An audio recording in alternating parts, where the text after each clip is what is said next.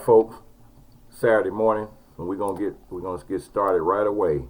We have in Bossier, Louisiana, police officer Patrick Edmonds Jr., who is black, fatally shot Shannon Rupert, a 45-year-old white woman, in a Louisiana hotel after she threatened and tried to attack him with a pair of scissors while screaming racial slurs at him. Edmonds, however, has been cleared of any wrongdoing. On October 25th, Edmonds responded to a 911 call reporting an incident at La Quinta Inn in Bossier where Rupert was walking around the lobby with a pair of scissors while screaming on the phone. A disturbing video of the incident showed Rupert threatening the police officer who was trying to stop her. Edmonds can be heard repeatedly asking Rupert to put down the pair of scissors she had been brandishing to other people in the lobby, but Rupert refused. "You're going to have to shoot me, nigga. You're not taking them. Shoot me," Rupert said before charging toward Edmonds with the scissors in her hands. Edmonds shot her twice, killing her. The local police department said that after the body cam footage was reviewed, Edmonds was cleared from any wrongdoing in connection to the incident. In a statement, the district attorney also stated that Edmonds did not commit a crime as his actions constituted justifiable homicide. He has been placed on administrative leave pending the result of an investigation by an internal affairs division. Meanwhile, Melinda Peterson, Rupert's cousin, was questioning why the police officer had to use lethal force and not use a taser instead. But Peterson admitted that Rupert had been using illegal drugs for a long time. "I knew she had been into drugs really bad. I tried helping her. I tried talking to her to see if we maybe could get her some help, recourse, getting her into rehab or anything like that. But she just was out of it." So the sister, the lady that got killed, the white lady that got shot by a black cop, was addicted to drugs, allegedly addicted to drugs, according to her sister, and also the black cop was not charged. Now this story here is this is November 9th, 2019, and this story right here seemed like something from the Dark Ages. Says a white restaurant owner admitted to enslaving a black man. He got 10 years. He got 10 years in prison. Christopher Smith initially worked at J&J Cafeteria in Conway, South Carolina, where he was hired at 12 years old. For about 2 decades, Smith washed dishes, busted tables, and cooked food in the small town diner without issue. That all changed around 2009, authorities said, when Bobby Edwards took over as daily manager and enslaved Smith at the restaurant for 5 years. By means of physical violence, threats, and intimidation, Edwards coerced Smith into working more than 100 hours per week without pay. The abuse and threats were so severe that Smith, who is black and has a mental disability, was too afraid to speak up or go to authorities. He was freed when someone notified the police in 2014. In an interview with the NBC affiliate the following year, Smith said he wanted to see Edwards go to prison. On Thursday, the U.S. Department of Justice announced that Edwards, 54 years old, had been sentenced to 10 years in prison on one count of forced labor, a charge he pleaded guilty to last year.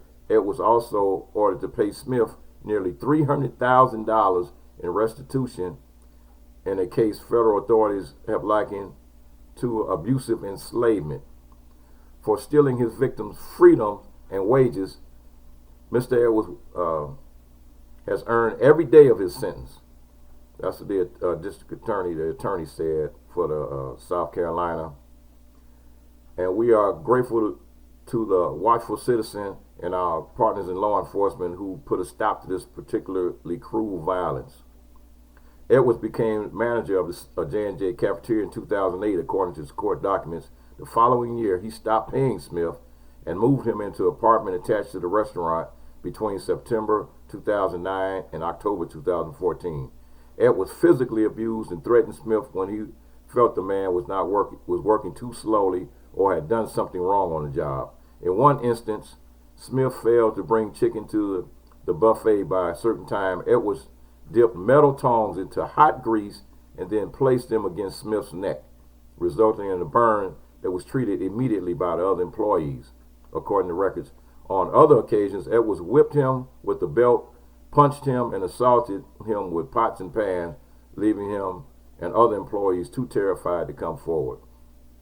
In the federal lawsuit filed on his behalf by civil attorneys in late 2015, Smith compared Edwards to a slave driver. He said his manager would call him racial slurs and threatened to stomp his throat and beat him until he would not be able to be recognized. Said he was also heard to be crying like a child, yelling, "Bobby, please."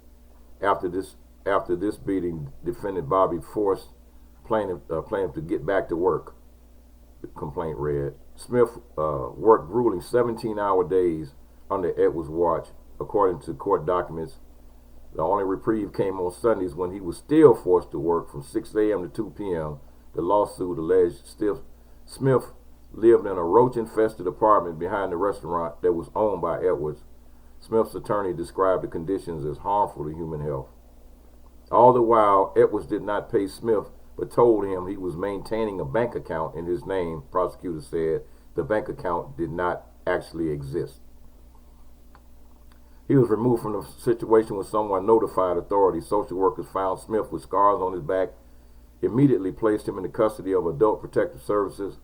A message to Edwards' attorney office was not returned late Thursday afternoon, and it says it's almost inconceivable that instances of forced labor endure in this country to this day, a century and a half later after the Emancipation Proclamation was signed. So this is like modern day slavery. This is in South Carolina, another one of those states that's on my list to not visit any of the Carolinas. It's really pathetic, that, and see, this is an incident that's going on. We don't know how many more incidents are happening like this in this country right at this very day, just like I'm speaking to you right now. This is happening somewhere else in another state, somewhere else in another city, and somebody's being held and forced to do a lot of things they don't really need to be doing. And it's a damn shame, I tell you, man. It's a damn shame. So our Saturday news. Next time I come back, I promise, 3 positive news stories.